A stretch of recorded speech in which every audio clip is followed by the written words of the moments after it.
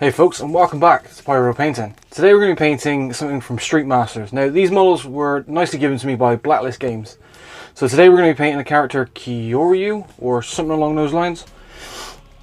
So all I've done, obviously I've primed in on it. We're going to start off with Ruddy Skin. Sorry. So Ruddy Skin, what we're going to do is we're going to get down the base colours of what we need to do. That's going to be the hardest to reach once we start painting others. The skin is underneath the arms and all that, so it's just easier to get it out of the way. Now, with the skin, I'm going to do 3 colour tone. We will see that in a minute. So, skeleton bone now. Now, in the concept art, his outfit is orange. Now, I've always had trouble with orange. Painting it, for some reason, just it never works for me. So, I find it's easier to go for a brighter creamer colour, so that basically, once you start putting down your oranges, instead of having to put it on a normal coat, you can kind of put it on a little bit thinner. Makes the coat go down, you know, pretty easy, and you haven't got to worry about it building up into the areas or anything like that. But yeah, this is my trick for what I've used for orange. So yeah, getting that skeleton bone down is going to help. So now we go on to Troll Slayer orange. Now, as I said, now this is a little bit thinner consistency than I would usually do, but again, it's because I find that orange has a bit more of a tendency to clog up, is the only way to put it. So that's the reason for the skeleton bones and then going into a thinner coat of the Troll Slayer orange. I will say the Troll Slayer orange Charlie took around about 2 to 3 coats, but it did get down there eventually, and it makes it a lot brighter as well. So now we're going on to Leopard Brown. Now Leopard Brown is simply just for the hair. So it's a little bit of patch, obviously just make sure you're getting a good coverage on it. Necromancer Cloak. Now Necromancer Cloak is going to be for the rest of the thing. So you got the shoes, you got the belt sash, headband, and then you've also got the wrist guards. Now, a little bit later on, you'll notice that the wrist guards doesn't really need to be this color, but you know, we're going to do everything methodically, do it all in one go, kind of thing.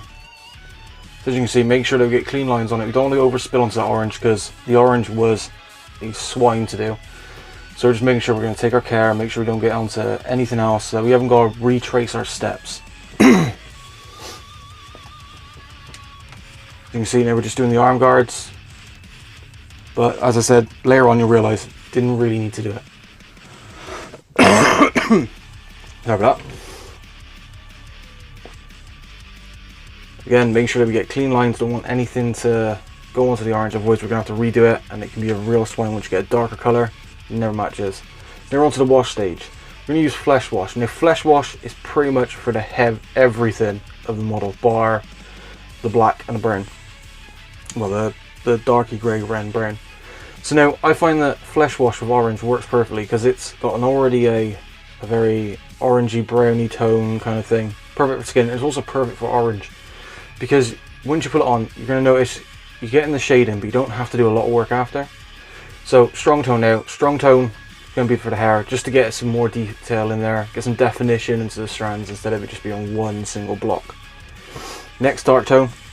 Dark tone is going to be for the shoes, the belt sash, anything that we've hit with the Necromancer's Cloak, just to give it a little bit more definition in between, because it's already a dark color, but you want to make it pop somehow. So now we're going to highlight it. So now we're on to Troll Slayer orange, and we took it with a pinch of Fire Newt orange. So now this is because I only possess one orange color, one shade of orange. So now I'm having to, you're having to find ways around it. So again, it's the same consistency as the original orange when we did it for his base coat. We made it very thin. Where you see it doesn't pick up a major amount, but when it starts to build up, you start to notice a bit more. Now you bear in mind, because of the flesh wash, you don't have to actually do a lot of highlighting or a lot of layering either. So now Cadian Flesh Tone, we're going to start working on that skin.